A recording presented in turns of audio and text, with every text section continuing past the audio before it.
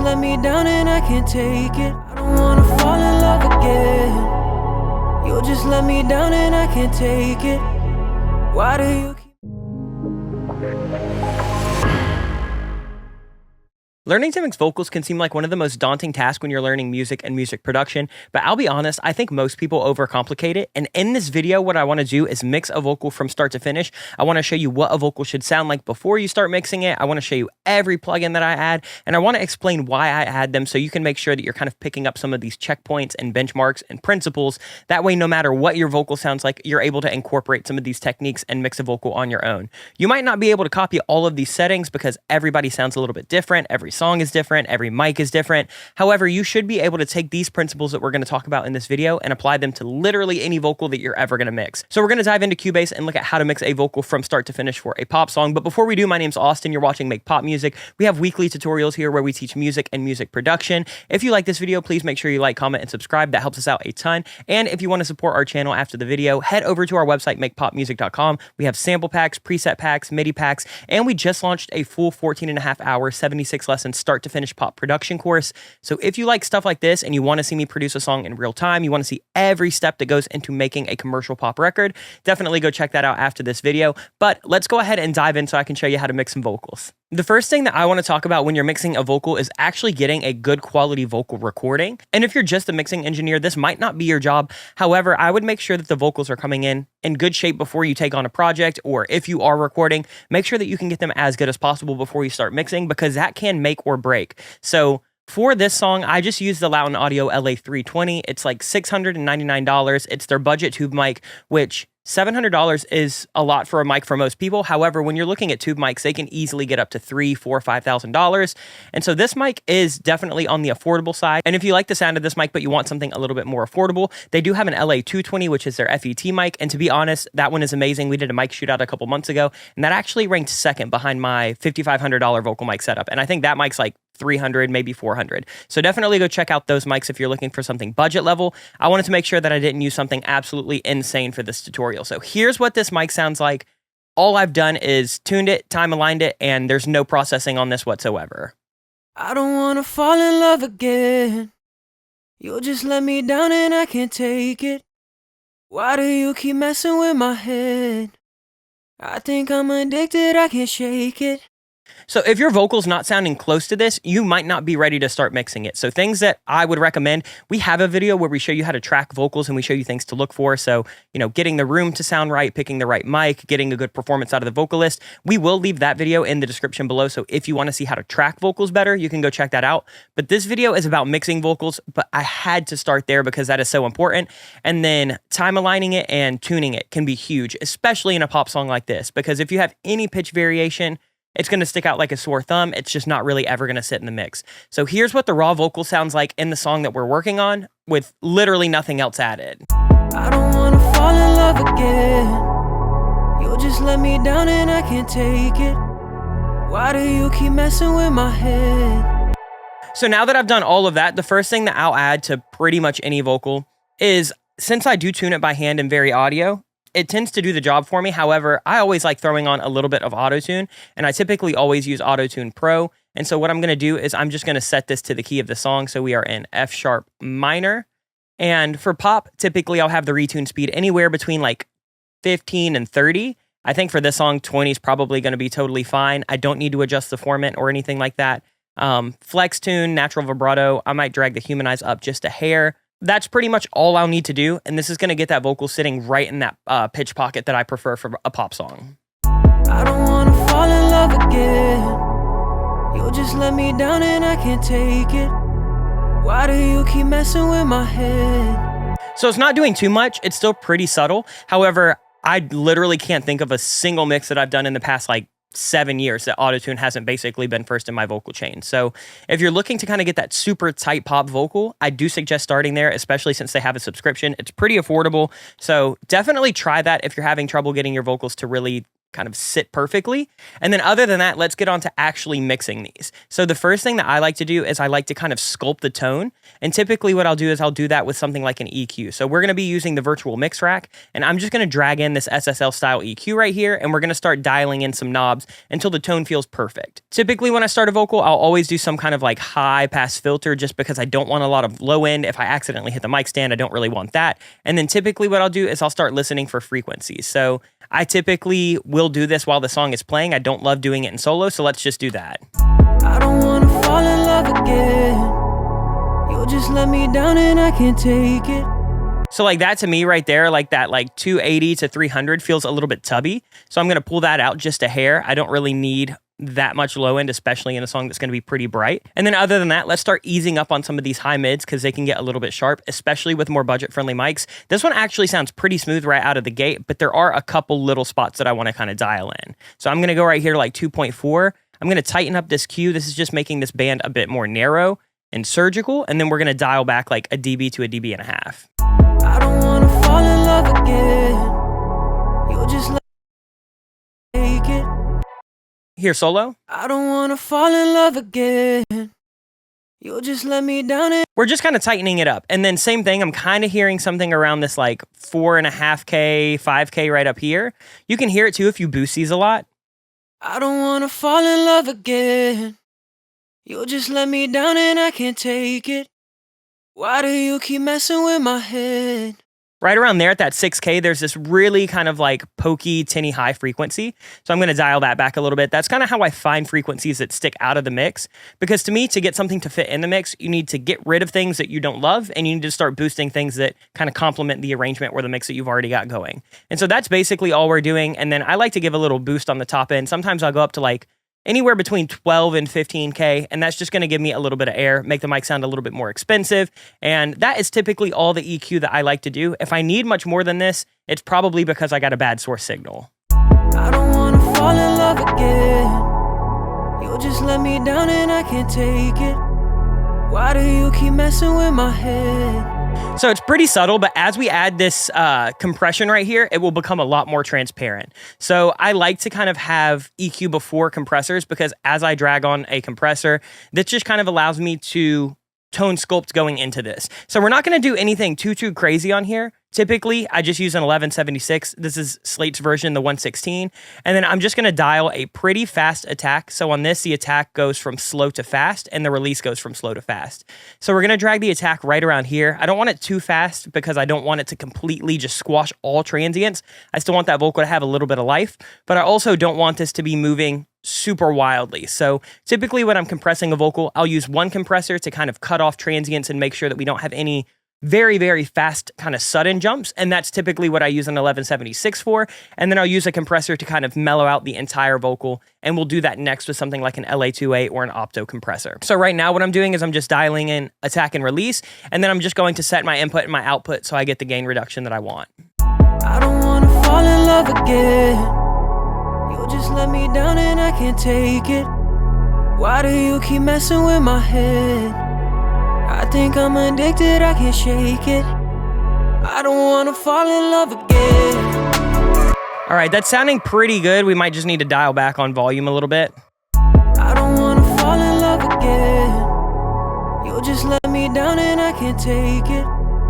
Why do you keep messing with my head? So you can hear this is kind of pulling up the quiet parts, and it's making sure that when I have those jumps, especially as I get higher into the range, it's not going to get super loud. I like a dynamic vocal, but I don't like an uncontrolled vocal. And typically that's what I'll do for 1176, anywhere between like 3 and 7 dB of gain reduction, like 1 to 3 consistently, and then like 5 to 7 when you have the louder parts. And then pretty fast attack, super fast release. That's pretty much it. 4-to-1 ratio. That should be good for almost any vocal. And then I'm going to use something like an LA2A. An LA2A is fixed attack, it's fixed release, and it's fixed ratio. So there's not much to mess up on this. You just have to make sure that you are not doing way too much gain reduction, because as you do, this can kind of make the low end start to kind of bloom in a way that I don't think is super suitable for most pop vocals. So we just want to make sure that we're not going to get way too much gain reduction. I don't want to fall in love again. You'll just let me down and I can't take it. Why do you keep messing with my head? I think I'm addicted, I can't shake it. I don't wanna fall in love again. All right, that's sounding pretty good for compression. We've kind of evened it out. So we have that first compressor catching peaks. We have that second compressor kind of mellowing everything out where it feels consistent. And then the next thing that I'll do is just add a little bit of EQ. And this one's just to kind of add in some extra tone and add in some extra character. So it's tame it, tame the transients, mellow out the whole vocal, and then add your character. So let's go ahead and do that. So I'm going to add a little bit more boost at like 15K. I want some air in this vocal, especially for something that's kind of like dark alternative R&B.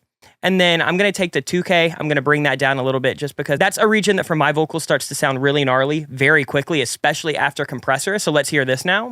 I don't want to fall in love again. You'll just let me down and I can't take it. Why do you keep messing with my head? I'm gonna add a little bit of 600 just so we can get some body in there just because this vocal is so bright. I don't want it to just be like super thin and shiny. So I'll add a little bit of mid body in there. Typically for the mids, your kind of 300 to 500 range is gonna be super boxy. Your 600 to 800 or even 1,000 range can be very hit or miss depending on vocals. That's a region for me where my chest voice kind of sits and it sounds really nice to kind of boost it if I need just a little bit of lift over the whole mix. And then your low end, you're going to have kind of like the beefiness of a voice between 100 and 200 hertz. And then you're going to have some of that low end mud between like 200 and 400. Those are just kind of general guidelines, but that's where I like to start. And then let's go ahead and drag out some of this 200. I don't want to fall in love again.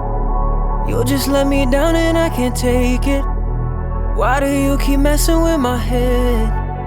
I think I'm cool. And then I'm just adding a little bit of a high pass. And then I'm just kind of compensating for gain just so we can make sure that we don't have these wild jumps. And then what I'm going to do now is I'm going to show you what this looks like with a VU meter. So a VU meter is a really, really, really good way to kind of see where everything's sitting and where everything's jumping. So here's a vocal without that compression and EQ we just did. Let's see where this pops in. I don't want to fall in love again. You'll just let me down and I can't take it. So our more quiet parts are right around here between like -5 and -7, and then it'll jump up to anywhere between 2 and 0. Let's pop this compressor on so you can see. It doesn't get much louder. However, it feels louder, but it feels a lot more consistent. So watch, we're not going to get these crazy jumps up here. I don't want to fall in love again. You'll just let me down and I can't take it. Why do you keep messing with my head? I think I'm addicted, I can't shake it. And that's why sometimes using something like a VU meter can be super helpful. I'm not a huge fan of always doing that just because I don't want to kind of micromanage myself with numbers. However, if you're trying to see exactly what a compressor is doing, that's a really good, quick way to do that. So that's kind of my typical EQ and compression. Now I think it's time to move on to the next thing because this is already sounding pretty great. Next thing we need to do is go ahead and de-ess this just a little bit. You got to make sure that you don't do this too hard because it's going to kind of make the vocal sound lispy. However, when I'm de-essing, typically what I'll do is I'll focus on the SH, like the sh, and then I'll focus on the S or like the really sharp T. So I kind of will use two de-essers. We're going to focus on the S first. So I'm just using Waves de-esser. It's super affordable. It's really easy to use. And then what I like to do is I'll solo this out. I'll turn sidechain on so we can hear exactly what it's attacking. And then we're going to find our frequency.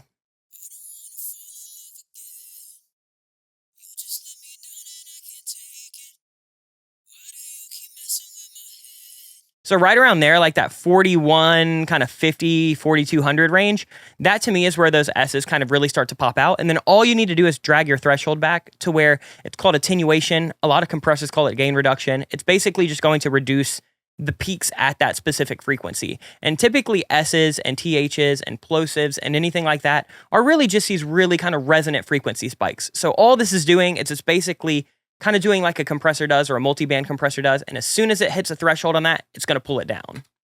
I don't want to fall in love again. You'll just let me down and I can't take it. Why do you keep messing with my head? I think I'm addicted, I can't shake it. I don't want to fall in love again.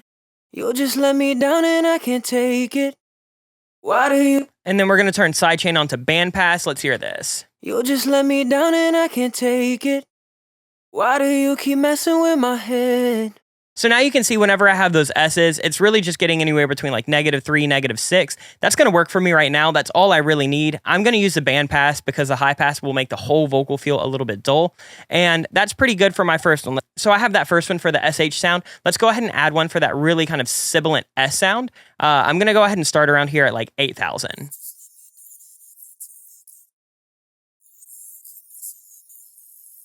Let's try that. Think I'm addicted, I can't shake it. I don't wanna fall in love again. You'll just let me down and I can't take it. Let's try this on wide mode. Wide mode is basically going to give you a bigger kind of frequency scoop when it's doing that kind of compression or that gain reduction. You'll just let me down and I can't take it. Why do you keep messing with my head? I think I'm addicted, I can't shake it. I don't wanna fall in love again. You'll just let me down and I can't take it. So now we've got a vocal that's a little bit more fat, it's a little bit more thick, but we're still controlling those S's. Let's hear it in the mix now. I don't wanna fall in love again.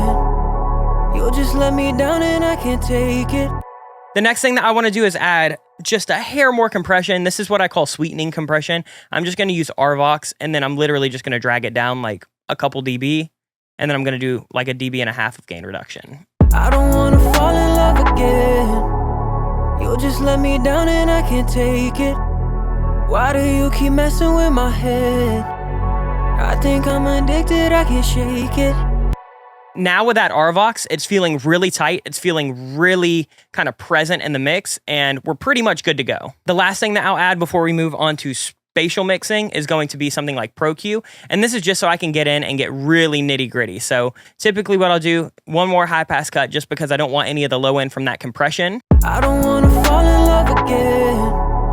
You'll just let me down and I can't. And then I'll find some of those kind of resonant frequencies. I don't wanna fall in love again. You'll just let me down and I can't take it.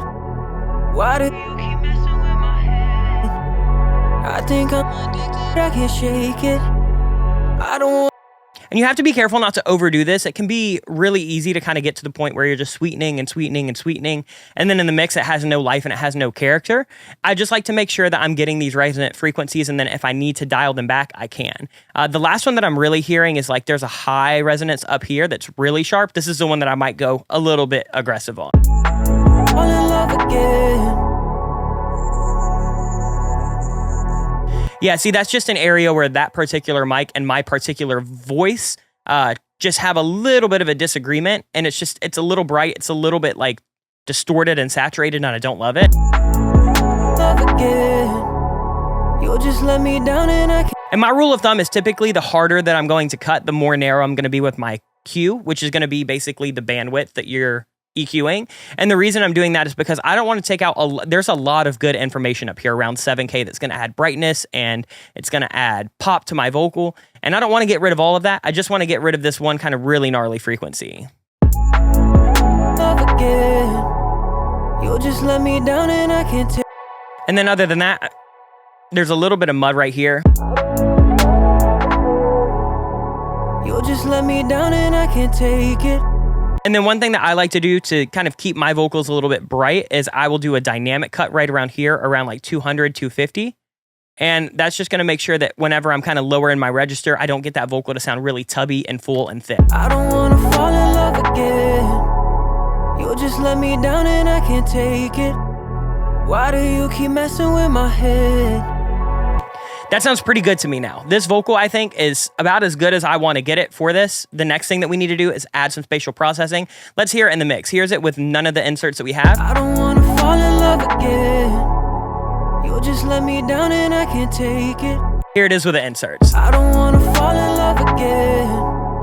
You'll just let me down and I can't take it. It's just a little bit tighter. It's a little bit punchier. It's a little bit brighter. We don't have some of those resonances in there kind of fighting with those pads.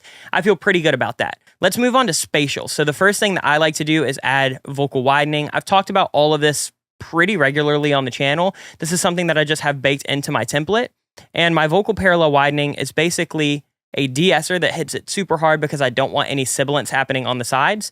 And then I just have the Dimension D. So this is modeled after a Roland Dimension D. I've used the UAD one. This one is in Arturia. And to be honest, This is on every single mix that I do. Normally, I'll have it on either dimension mode 2 or 3, and all that's really doing is adding some width. And then I just have this EQ right here to take out a little bit of low and add a little bit of sparkle. And I'll kind of ease that in so you can hear it. I don't wanna fall in love again. You'll just let me down and I can't take it. Why do you keep messing with my head? So it gives you a little bit of that like modulation and chorus, and it spreads your vocal out. So I'll almost always have that. And then the next thing that I tend to go to is like a short reverb. This is just going to be the Slate Verb Suite. It's the thing that they did with Liquid Sonics. It's also in the Slate bundle, where you can get the virtual mix rack that we were using earlier. And this is just a small vocal room. Typically when I'm doing like a short vocal reverb, it's because I want to add a little bit of extra width and a little bit of extra space. So if I'm adding reverb or delay or any kind of like modulation, it's to either add stereo width or it's to add depth where the vocal feels more upfront versus more kind of behind everything, or it's just because I want a little bit of tail on something. So this is going to be adding a little bit of that width and depth. And on my sends, make sure you're 100% wet because we are just sending out to it. And I'll kind of show you what this sounds like in the mix as we drive it up. I don't wanna fall in love again. You'll just let me down and I can't take it. Why do you keep messing with my head? The next thing that I want to do is go ahead and turn on like a quarter note delay. For this, I normally use repeater. For this one, I just wanted to use Comeback Kid. I've been using a lot of Baby Audio. And this one just works really, really well. Let me show you what this is looking like. So we're doing some EQ right here. I really like to EQ my delays and reverbs. That's a big help to make sure that your mix doesn't get super muddy and washed out and there's not too many frequencies happening everywhere. I don't wanna fall in love again. You'll just let me down it. So we're doing that with some of this band passing. I could probably even take a little bit more low end, go to like 600. I don't wanna fall in love again. Let's drag it back. I kind of liked a little bit in there. Let's go like 350. I'm cool with that. Next thing that we're going to do is modulate some stereo width. I don't want to fall in love again. So this richer is kind of doing like a widener by a chorus. And this wider, I don't want to fall in love again. It's just kind of giving you your stereotypical kind of wide tape delay sound. So we're going to go width right here around like 15. Let's go richer around like 20. I don't want to fall in love again. You'll just let me down. And then I've got a quarter note delay. We're not doing ping pong. Feedback is pretty high. I'm driving up the tape a little bit. That's going to give it a little bit of saturation and a little bit of modulation. Same with swirl and sauce. So it's 7, 9, and 21 if you want to copy. And a big reason that I like this is because I've dragged the dry down. Again, you don't want your dry signal on any kind of send. And then I'm just kind of turning my wet up to compensate for that. But the real reason I like this is because it's got a ducker. So if I turn this down, you're going to hear how heavy this delay is. I don't want to fall in love again. You'll just let me down and I can't take it. You can hear it starting as I'm still singing a phrase. And to me, that gets really distracting. So we're going to drag this up to like 60, 65. I don't want to fall in love again. You'll just let me down and I can't take it. And it's kind of got a built-in sidechain, and that really helps out, I think. So let's hear that in the mix. I don't want to fall in love again. You'll just let me down and I can't take it. Next thing that we're going to add is a long reverb. Typically when I'm doing this, this will be the one that I use the heaviest. And I'm almost always lately using Valhalla Vintage Verb, and I'm either using a plate or the concert hall. So for this one, we're going with a plate. I like the 1970s version of this just because I like a darker kind of vocal reverb. And we've got a 4-second plate. So if I was at a hall, I'd probably do 2.5 seconds, but with a plate, for some reason, I just like them really long. And then what we're doing here is we are kind of EQing like I just did with that delay, where we're cutting out a little bit of high end, cutting out a little bit of low end. And by doing that band passing, we're making sure that that vocal is not huge everywhere. So we can have a really nice, big, poppy, shiny vocal up the middle. And then we've got all of these spatial effects, but since they're all band passed and since they're all kind of layered really subtly, you're not having these huge buildups of frequency and movement, and it doesn't sound like chaos. So here are the settings that I have on my Vintage Verb if you want to copy those. So that's what it sounds like with a send. I don't want to fall in love again. You'll just let me down and I can't take it. Why do you keep messing with my head? And that's pretty much all this vocal needs. I will show you a couple cool additions that you could add. So now we have what I would call like a perfect vocal mix. If you want to add things that will add a little bit of character, now is the time that I would start doing that. So we could add in something like a slap delay. So a slap delay is really simple. I'm just using repeater. And this is basically just a delay that's got like a 72 millisecond delay on one side and a 104 millisecond delay on the other side and a decent feedback. And this is going to give you that kind of like almost bathroom kind of call and response thing. So let me turn it up. I don't wanna fall in love again. You'll just let me down and I can't take it. So again, this one's adding width. So vocal parallel widening, adding width. Vocal reverb short, adding a little bit of width, but mostly depth. Vocal quarter note delay, we're adding length. Vocal long reverb, we're adding width, depth, and length. And then vocal slap back delay, we're adding a little bit of width. And that's pretty much all I'll do for my sends. The last thing that you could do on something like this is you could go ahead and add something like a chorus or a harmonizer. That's something that I hear in this kind of subgenre a ton. So for something like that, I would just use something like the 910 harmonizer or the 910 dual harmonizer by Eventide. And then I would go ahead and I would just pick something like the wide vocal or the double vocal or the thickened vocal. So let's just try this. I'm going to drag this mix down to like 18. I don't want to fall in love again. You'll just let me down and I can't take it. Why do you keep messing with my head? Just gives you a little bit of texture. And then other than that, you know, you can always do like your saturation. So you could go ahead and add something like Quadra Fuzz. This is just a free plugin in Cubase. You can go ahead and add a little bit of saturation. I don't want to fall in love again. You'll just let me down and I can't take it. Why do you keep... And typically if I'm adding distortion like that, I'm going to go ahead and then bandpass it after. So you could do something like this. You just don't want a lot of those highs and lows. I don't want to fall in love again. You'll just let me down and I can't take it. You could even kind of make this a little bit more subtle, drag the mix back to 50% on this plugin. That's going to kind of just only use half of that effect, ease up on this bandpass. I don't want to fall in love again. You'll just let me down. Turn the harmonizer up. There's like a million different things that you could do. I don't want to fall in love again. You'll just let me down and I can't take it. But you don't need any of those last three things. The main kind of vocal mix on this is just tuning and time aligning by hand to get the vocal sounding really well. Having a good, well-recorded vocal on a good microphone. Again, we use the Loudon Audio LA320 on this one. And then it's just tightening it up with Auto-Tune Pro. Can't go wrong with it. If you don't have any of the Auto-Tune stuff, I highly recommend it. Virtual Mix Rack. And again, I think Slate also has a monthly subscription that's super affordable, so you should be able to grab that and copy these settings. And then the Waves de-esser. We're doing one for the SH. We're doing one for the ES. We're doing RVox, which is just a little bit of extra compression to really make that vocal pop.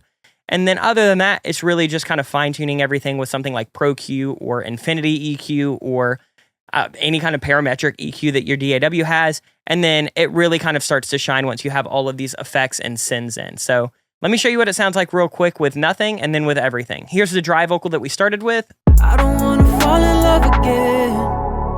You'll just let me down and I can't take it. Why do you keep messing with my head? I think I'm addicted, I can't shake it. I don't want to fall in love again. And then here you go. Here's with everything, the sends that we have, the EQ, compression, and de-essers that we have. And this to me is a really, really well-balanced, well-recorded, well-mixed pop vocal. I don't want to fall in love again. You'll just let me down and I can't take it. Why do you keep messing with my head? I think I'm addicted, I can't shake it. I don't want to fall in love again. And there you have it. That is pretty much everything that I will do and I will pay attention to while I'm mixing a pop vocal. Again, every vocal mix is going to be a little bit different. You're going to use a different mic. You might have a different singer. The song is going to be different. The arrangement is going to be different. But I find that if you have a good quality, clean vocal, you know what to look out for when you're EQing and when you're doing your compression. You know how to use a de-esser so you can tame some things without really stomping on them. And then you kind of get creative with spatial effects. That really is all you need to mix a vocal. If you're having issues outside of that that are not creative, they're just purely technical, think about the arrangement, think about the mix around the vocal. Because most of the time that I'm hearing people have issues with their vocal mix, it's actually an entire mix issue and the vocal's just not really sitting well in that. So make sure that everything in your mix and everything in your arrangement has its place, and your vocal should pretty easily slide into that with some minor EQ, some minor compression, and then whatever you want to do creatively to taste. But other than that, if you enjoyed this video, please make sure you like, comment, and subscribe. Let us know what videos you want to see in the comments down below. Let us know your favorite tip from this video. And then other than that, head over to our website, makepopmusic.com, where you can check out all of our stuff. We have a ton of free content over there, but we also have sample packs, preset packs, MIDI packs, and we have that new production course that I talked about at the beginning of this video, Producer Principles 101. It is open for enrollment, so go join that because we talk about stuff just like this and a ton more. Again, 14.5 hours, 76 lessons, everything that I do in a pop song. So definitely go check that out. Make sure that you support the channel. Other than that, we'll see you guys next week. Much love. Peace.